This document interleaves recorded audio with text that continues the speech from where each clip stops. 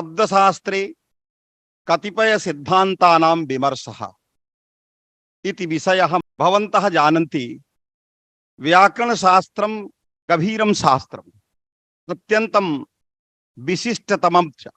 अन्य शास्त्रापेक्षया व्याकरणशास्त्रं वैशिष्ट्यं बिभर्ति। यः खलु व्याकरणं सम्यक्तया जानाति अवश्यं सर्वेषु शास्त्रेषु तेषां प्रभावः।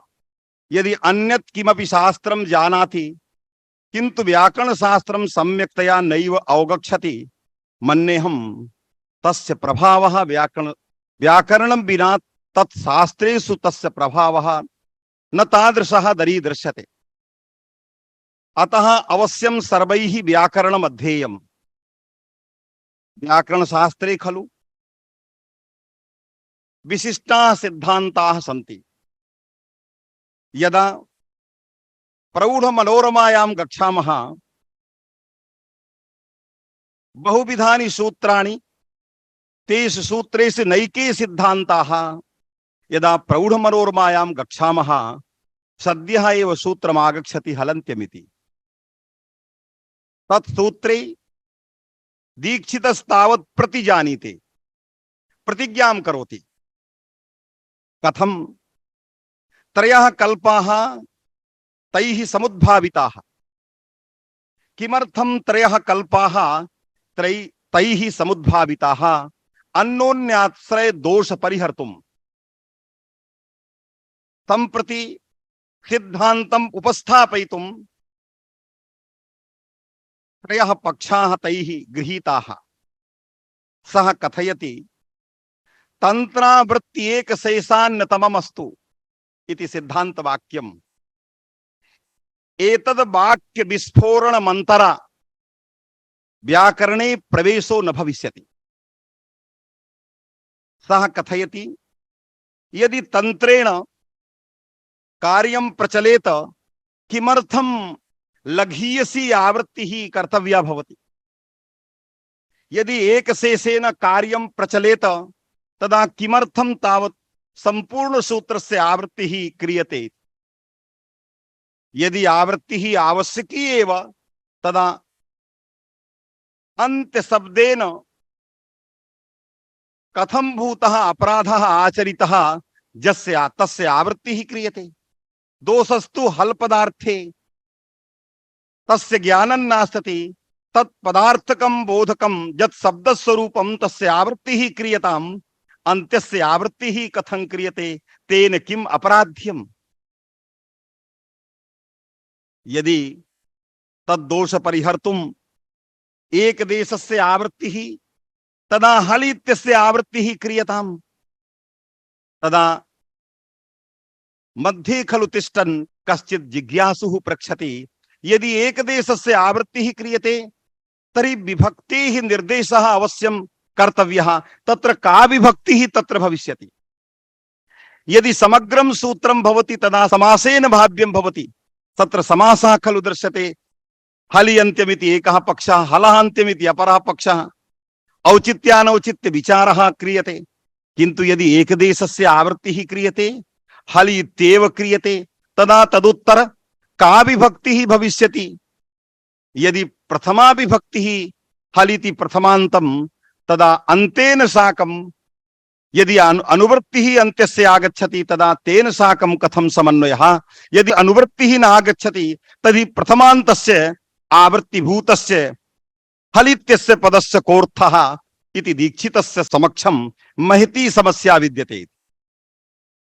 दीक्षितस्तावत् तां समस्याम् अंगीकृत्य इदानीं सूत्रार्थं करोति।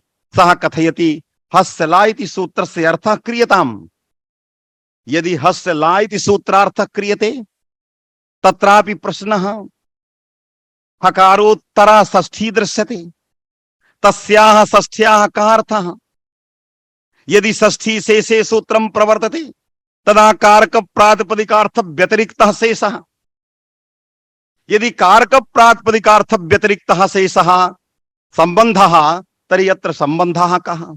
यदि संबंधः नास्ति, कश्चन विशेष संबंधः नैव निश्चीयते, तदा अपरा समस्या आगमिष्यति षष्ठी स्थाने योगा सूत्रस्य प्रवृत्ति रूपा समस्या एतस्य सूत्रस्य प्रवृत्ति अवसरः समागतः कथमिति किम अनिर्धारितं संबंधमाश्रित्य परिभाषा सूत्रं तत् प्रवर्तते इति यदि अनिर्धारितं संबंधम् आश्रित्य प्रवर्तते तदा तत्सूत्र वृत्तौ अनिर्धारित पदं नास्ति नहीं पाणिनिना अनिर्धारिता षष्ठी स्थाने योगा इति सूत्रं विरचि तदा कथम ज्ञायते अनिर्धारित संबंध विशेषा या षष्ठी सा षष्ठी स्थाने नैव योगा बोध्या इति कथम ज्ञायते तत्र अनिर्धारित बोधकं पदन्नास्ति तर्हि तत्सर्वं विचार्यं किमर्थम् इयं परिभाषा इति संबंध विशेषस्य निर्धारणं केन भवति मया उक्तं भवतां समक्षं राज्ञः इति भवद्भिः केनचित् उक्तं राज्ञः इत्यत्र षष्ठी जन्य जनक भावः कथं निश्चीयते न हि निश्चायकः कश्चन पदार्थः जेन पदार्थेन राजपदोत्तर षष्ठ्याः अर्थ निर्धारणं स्यात् यदि जन्य जनक भावः उच्यते तदा स्वस्वामी भावोऽपि प्राप्तः तर्हि कश्चनपि सम्बन्धः विशेषः तत्र निश्चितः नास्ति सर्वेपि सम्बन्धाः प्राप्ताः राज्ञः इत्युक्ते नैके सम्बन्धाः प्राप्ताः जन्य जनक भावः स्वस्वामी भावः आधाराधे बहवः सम्बन्धाः क्रमशः प्राप्ताः प्राप्तेषु नैकेषु सम्बन्धेषु कः सम्बन्धः स्यात् इति निर्धारयितुं तत्र अनियोगी बोधकं किमपि पदं तत्पदेन उपस्थापितः कश्चन पदार्थः आवश्यकः यदि अनियोगी बोधकं पदमस्ति तत्पदेन उपस्थापितः पदार्थः तत्र प्रतीयते तदा तत्पदार्थद्वारैव तत्पदोत्तर षष्ठ्याः अर्थ निर्धारणं कर्तुं शक्यम् यदि पुत्रः इति अनियोगी पदं राज्ञः इति पदोत्तरं पुत्रः इति पदं तदा पुत्र पदार्थं विलोक्य राजपदोत्तर षष्ठ्याः अर्थ निर्धारणं कर्तुं शक्यम् अत्र जन्य जनक भावः किं वा पुरुषः इति अनुयोगी बोधकं पदं तदा तत्पदेन उपस्थापितं पदार्थं विलोक्यैव राजपदोत्तर षष्ठ्याः अर्थ निर्धारणं कर्तुं शक्यते स्वस्वामी भावः तर्हि अनेन व्याख्यानेन व्याकरणे इदं सिद्धं भवति यत् कश्चन अनियोगी बोधक पदजन्य उपस्थापितेनैव पदार्थेन प्रतियोगी पदोत्तर जायमानायाः षष्ठ्याः अर्थ निर्धारणं भवति इति व्याकरणेन अयं सिद्धान्तः आगतः कतिपय सिद्धान्तेषु अयं सिद्धान्तः आगतः यदि अनियोगी बोधक पदजन्य पदार्थोपस्थिति द्वारा प्रतियोगी बोधक पदोत्तर जायमानायाः षष्ठ्यार्थ निर्धारणम् इति चेत् तदा इको एणचित्यस्मिन् सूत्रे एक पदोत्तर षष्ठी वर्तते तत्र अनियोगी बोधकं पदं न दृश्यते किंतु कश्चन जिज्ञासुः मध्ये आगतः ब्रवीति यणिति अनियोगी बोधकं पदं तत्पदोपस्थापित पदार्थद्वारैव अर्थ निर्धारणं क्रियताम् केनचित् विदुषा बहुभिः व्याख्याकृतभिश्च तट्टीकासु अनियोगी बोधक पदेन यण पदं गृहीत्वा विचारः तैः क्रियते किंतु मद्दृष्ट्या तत् समीचीनं नास्ति कथमिति प्रथमं तावत् तस्य उपरि विचारः क्रियते यः उत्पत्स्यमानः पदार्थः यः खलु पदार्थः उत्पत्स्यमानः सः उत्पत्स्यमानः यः पदार्थः सः पदार्थः नहि प्रतियोगी वाचक पदोत्तर षष्ठ्याः अर्थ निर्धारणं कर्तुं शक्नोति कथम इदानीं सः अस्तेव नहि स तु उत्पत्स्यमानः यण पदार्थस्तु उत्पत्स्यमानः विद्यते यदि उत्पत्स्यमानं पदार्थं स्वीकृत्य षष्ठ्याः अर्थ निर्धारणं क्रियते तदा एते सर्वेपि छात्राः इदानीं पितरः सन्ति एवं भूतः व्यवहारः भविष्यति एते कथयिष्यन्ति नाहं पिता इति मम पार्श्वे इदानीं विवाहः अपि नास्ति पुत्रः नास्ति कथमहं पिता तदा अहं कथयिष्यामि अग्रे विवाहो भविष्यति एवं च पुत्रः उत्पत्स्यमानः तादृशम् उत्पत्स्यमानं पुत्रमाश्रित्य सम्प्रति भवान् पिता इति व्यवहारः क्रियते किन्तु एतावान् व्यवहारः लोके न दरीदृश्यते उत्पत्स्यमानं पदार्थम् आश्रित्य न भवति तत्र षष्ठ्याः निर्धारणम् अतः इयण् इति उत्पत्समानः। इदानीम् इयण् उत्पत्समानो विद्यते, अतएव विधेयः। यदि अयम् उत्पन्नः स्यात् पूर्वतः एव सिद्धः स्यात् तदा अयम् विधेयः न स्यात्। यतः अयम् विधेयः अपूर्वः अतएव उत्पत्समानः भविष्यमाणः। भविष्यमाणं पदार्थम् उररीकृत्य प्रतियोगिवाचक पदोत्तर षष्ठ्याः अर्थ निर्धारणं कर्तुं सर्वथा दुःशकम्। एतावता इदानीम् इक पदोत्तर षष्ठ्याः अर्थः यः सम्बन्धः सामान्यः तत्र विशेष संबंधः इदानीम् अनिर्धारितः।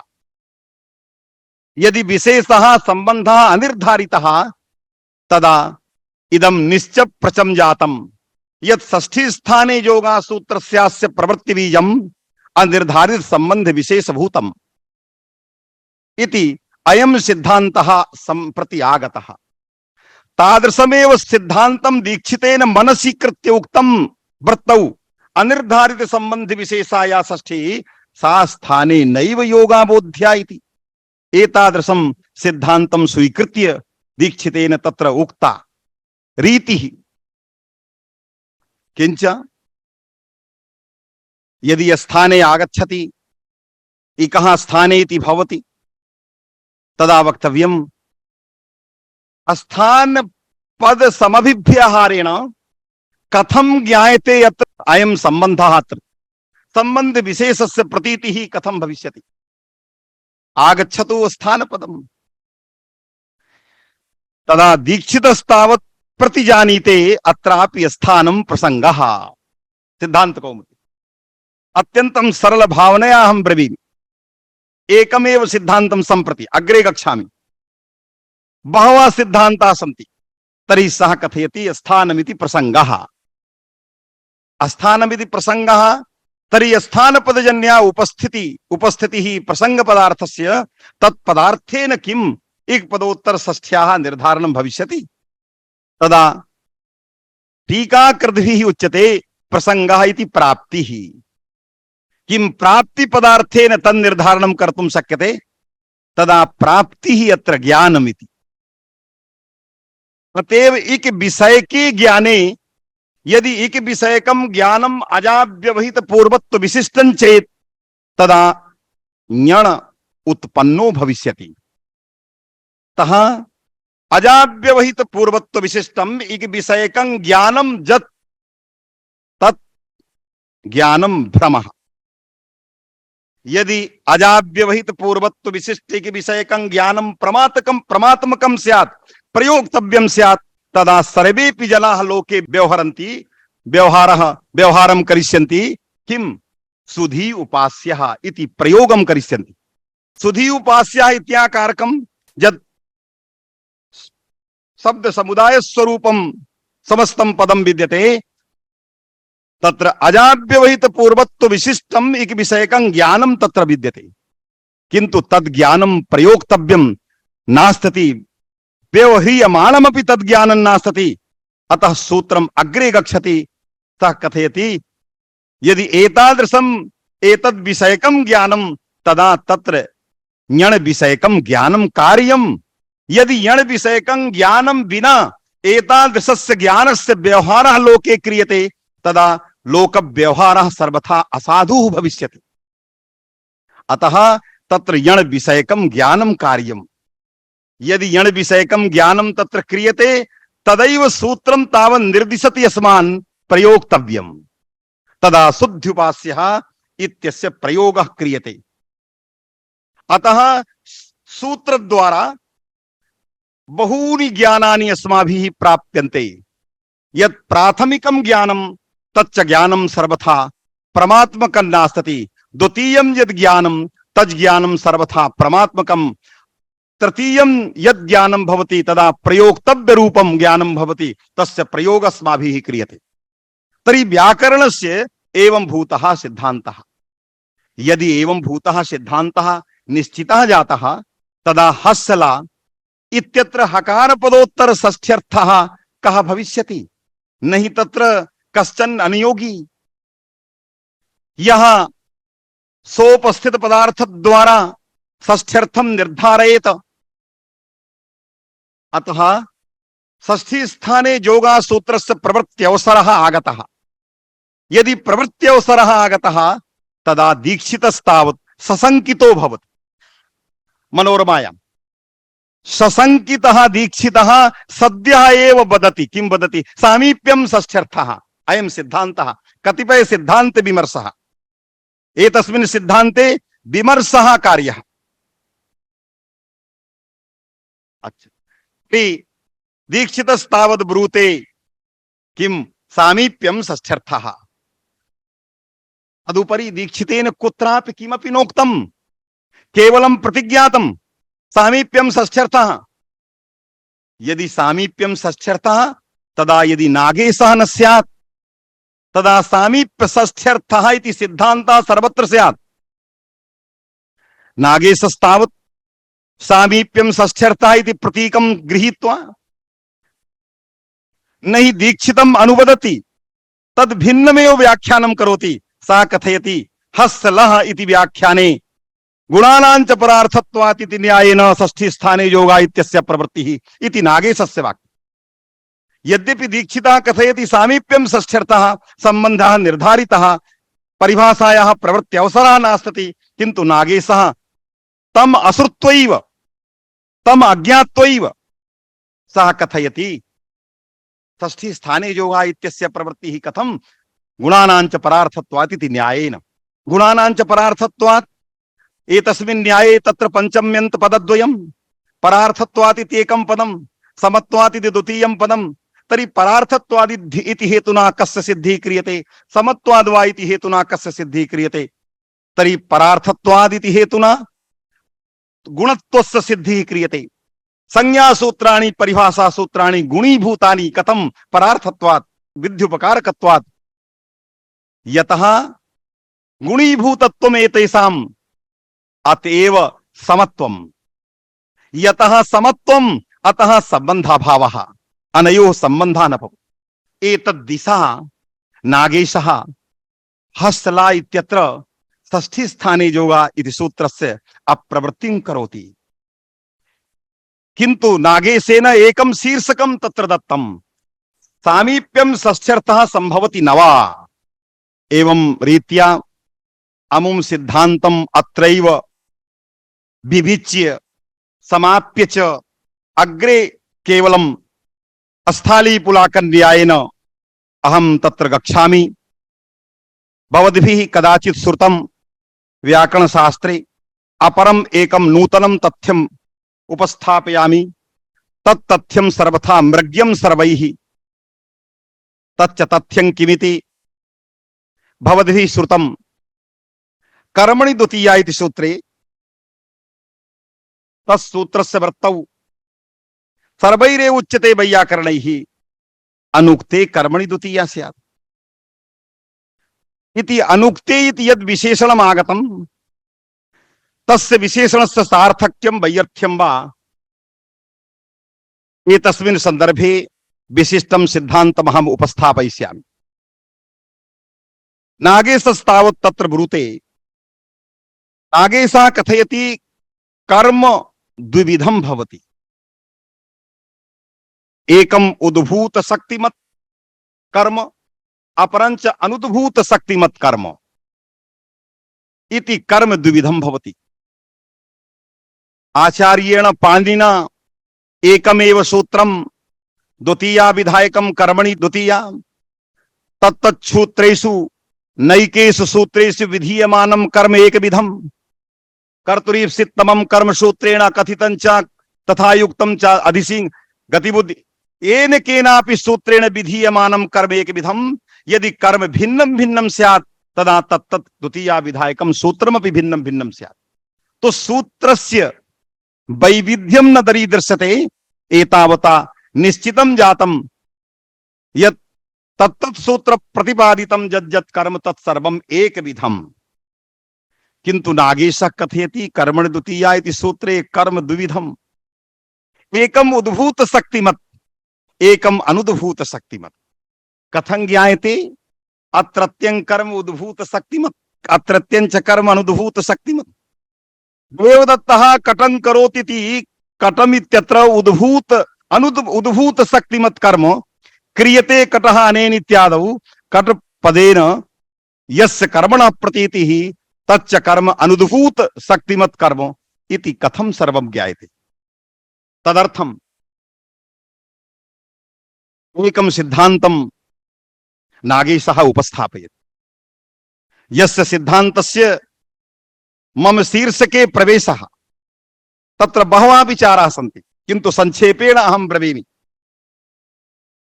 तच्च सिद्धान्तभूतं तत्त्वं नागेशः कथयति शब्द शक्ति स्वभावात् एकम एव हेतुं नागेशः उपस्थापयति। कटं करोति इति वाक्ये कटपदेन उद्भूत शक्तिमत कर्म प्रतिपाद्यते। कटः क्रियते इति वाक्ये कटपदेन अनुद्भूत शक्तिमत कर्म प्रतिपाद्यते। किं कारणं? तदेव कटम, कट इत्याकारकम प्रातिपदिकम तदेव। यदि तदेव प्रातिपदिकम तर्हि तत्पदेन प्रतिपादितम कर्म भिन्नं भिन्नं कथं भवति? वैविध्ये को हेतुः? तदा नागेशस्य पार्श्वे नास्ति किमपि अन्यदुत्तरमासीत्।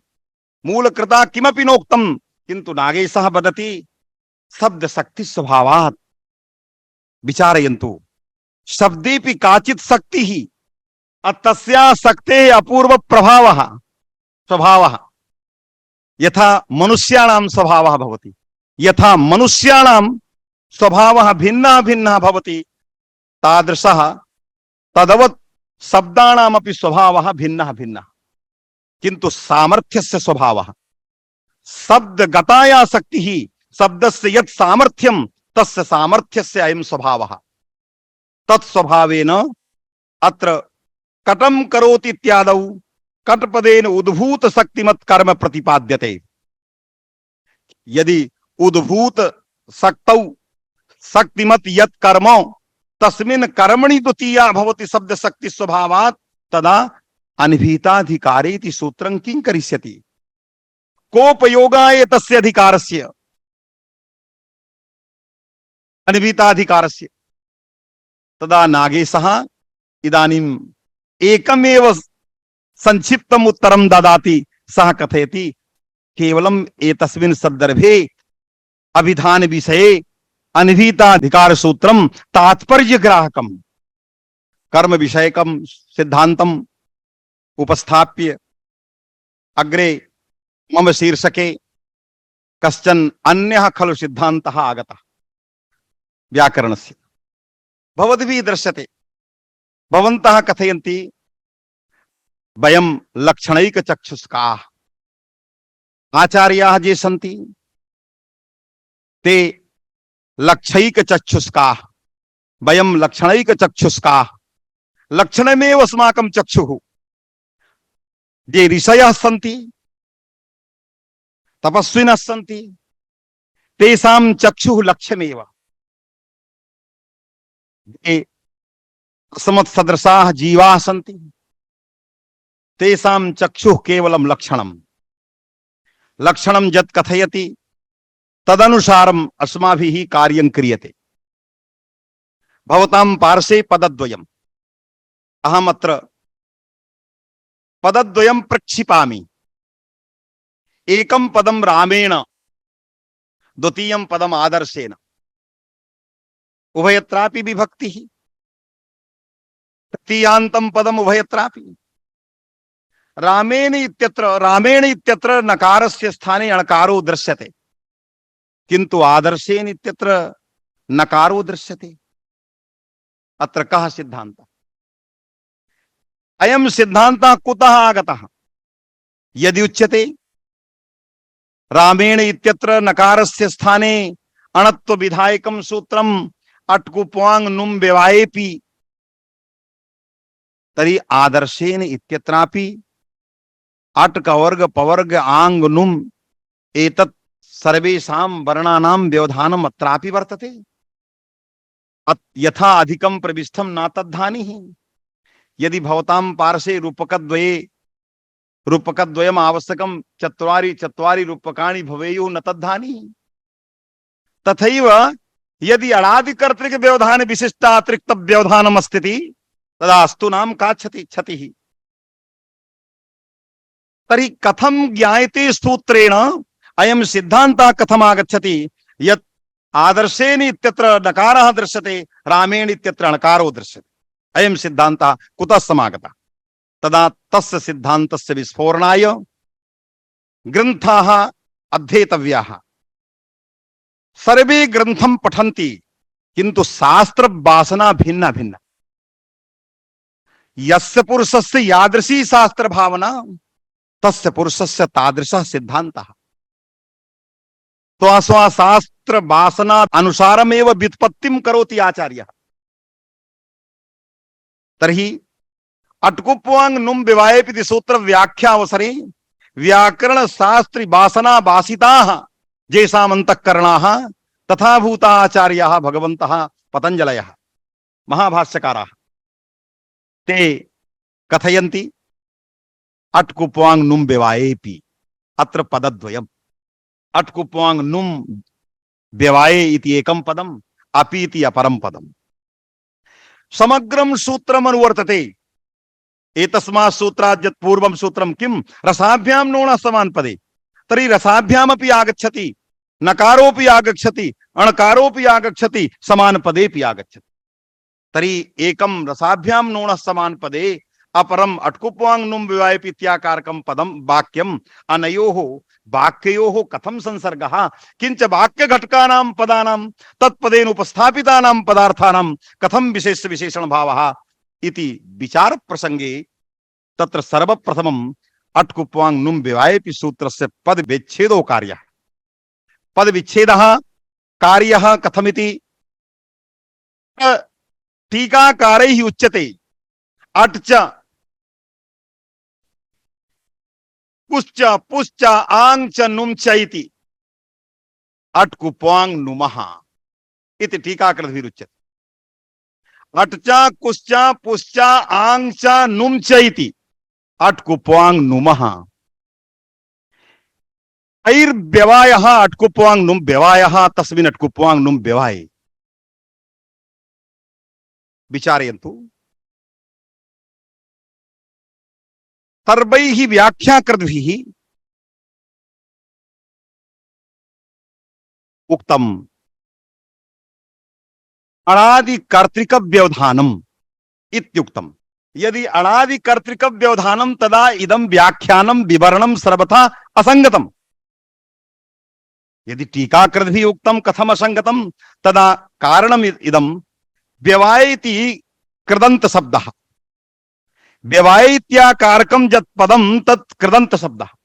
यदि कृदन्त प्रकृतिकायं शब्दः तदा कर्तुकर्मणोः कृति कृज्योगे अनुक्तं यत् कर्म अनुक्तश्च यः कर्ता तत्र षष्ठी भवति। यदि अट्कुप्वांग नुम्भिर्व्यवायः यदि कर्तरि तृतीया तदा कथमयं समासः भाष्यकृता कृतः अट्कुप्वांग नुम्भिरिति। अट्कुप्वांग नुमः व्यवायः अट्कुप्वांग नुम व्यवायः। केचन विद्वांसः एवं वदन्ति कर्तरि तृतीया नास्ति। ते कासिकेयाप्यासन् तेपि एवं प्रतिपादयन्ति अत्र कर्तरि तृतीया नास्ति। मया उक्तं भवद्भिः किम् अनुभूतं तत्त्वम्। यदि कर्तरि तृतीया नास्ति षष्ठी तत्र न दृश्यते अनुम्भिर्व्यवायः भाष्यकृता उक्तं तर्हि तृतीया कस्मिन् अर्थे तैरुच्यते कर्णे तृतीया। यदि कर्णे तृतीया तर्हि सर्वेपि टीकाकाराः असंगता सन्ति। सर्वैः टीकाकृद्भिः एवं प्रतिपादितं किम् अणादि कर्तृक व्यवधान विशिष्टम् एवं प्रतिपादयन्ति टीकाकाराः। यदि अणादि कर्तृक व्यवधान विशिष्टम् तर्हि भवतां मतानुसारम् एवं स्यात् अणादि कर्णकं यद् व्यवधानम् इति स्यात्।